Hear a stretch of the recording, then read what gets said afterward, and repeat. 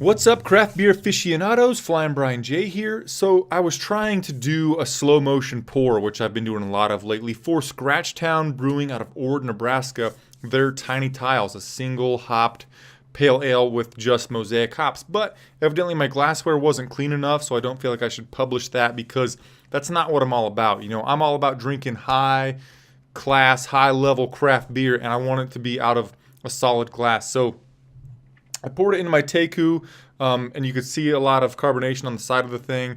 I tried it twice. I bought 2 bottles of it this evening from Hy-Vee, which is actually crazy enough the most diverse bottle shop in the town that I live in, which is just crazy. So my biggest selection of craft beer comes from Hy-Vee, but I bought 2. I meant to have 1 as my slow pour, and I was going to do 1 as the review. But so since I tried it twice, didn't get the pour down, I decided to throw out this review. I know I'm taking a long time, but maybe this is just a little bit more casual than most of my reviews.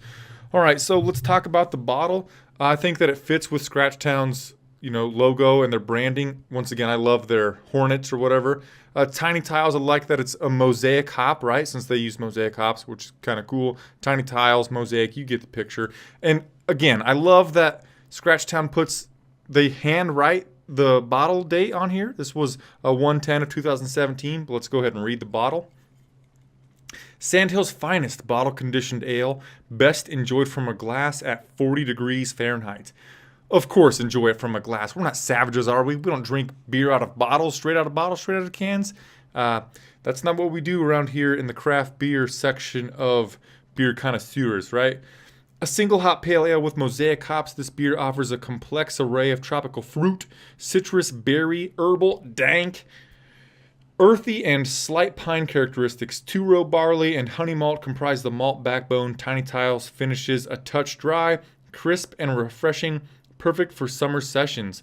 Tiny Tiles Pale Ale, 4.9% alcohol by volume.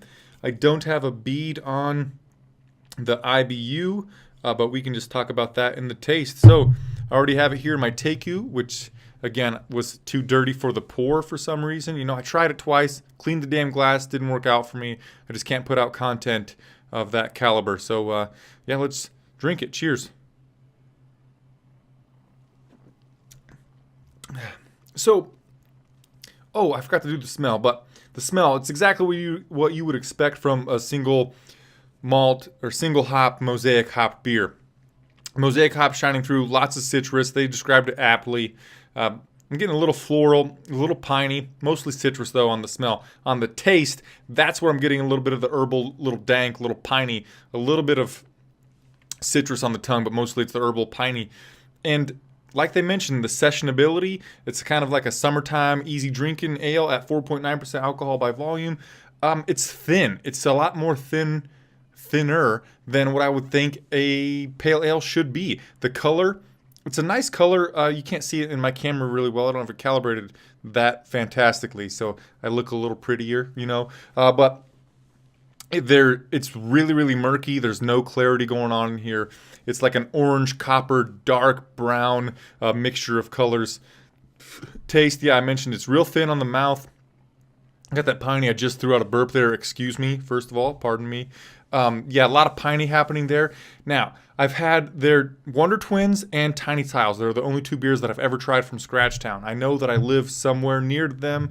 I need to make the trip out. I'm sorry that I have not yet, but straight honest, I'm a pale ale guy. I like pale ales more than IPAs most of the time, but Wonder Twins is better than this beer. But that doesn't take anything away from this beer. I'm just saying I like Wonder Twins more. But before I get a grade, I got to try it again. Cheers, guys, once again. Yeah, very interested in the sessionability of this son of a gun. I wish, Scratchtown guys, I know you're watching this.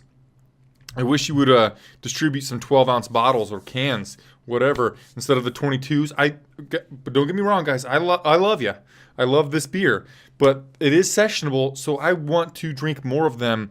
On the 22-ounce, just it makes me feel bad if I drink 2 of them, which I'm doing right now. But it just makes me feel a little bad. If I had a 6-pack of 12 ounces, it'd be you know, easier to do. Drink a few of them, but yes, it is sessionable. It's a little thin. It's tasty. I'm not a huge fan of the piney on the mouth. So I'm taking away half a point for that. I like that it's thin. I like that it has that low ABV. And, you know, overall, I'm going to give this beer a 4.25. I mean, I'm just not overwhelmed with joy about it. It does smell pretty damn good. It does taste pretty good. I'm liking the thin mouthfeel. But overall, I have to give it a 4.25. I'm taking away some points for the pininess, which is a personal preference. Of course, all beer is personal preference, right? And I'm taking away half a point for that. And I'm taking away 0.25 points because even though I like the really thin mouthfeel of it and the sessionability, you know, I like it a little bit more robust in the entire flavor profile. But thanks for watching this video, guys. Thanks for hanging out. I know that I'm probably going to get like 3 views on it, but I appreciate you anyway. And Scratchtown, I'm talking to you guys directly.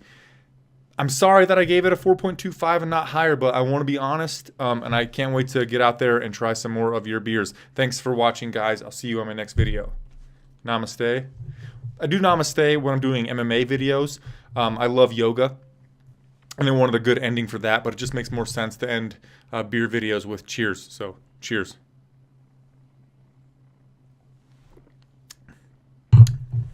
Yeah.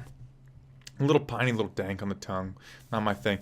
Ooh, forgot to mention, like, as soon as I popped the top on the first one and started giving it that pour, yeah, I could really smell the mosaic. And also, like a little bit of the mouth, the taste is distinct mosaic. So if you've ever had many beers that has mosaic as the single hop, you know the mosaic flavor. And you know what? I'm just not a huge fan of mosaic. I know that tons and tons of people are you know, all about mosaic, but you know, it's not really huge on it. I think that 8-Bit Pale Ale from Tallgrass, they switched from Galaxy hops to mosaic, and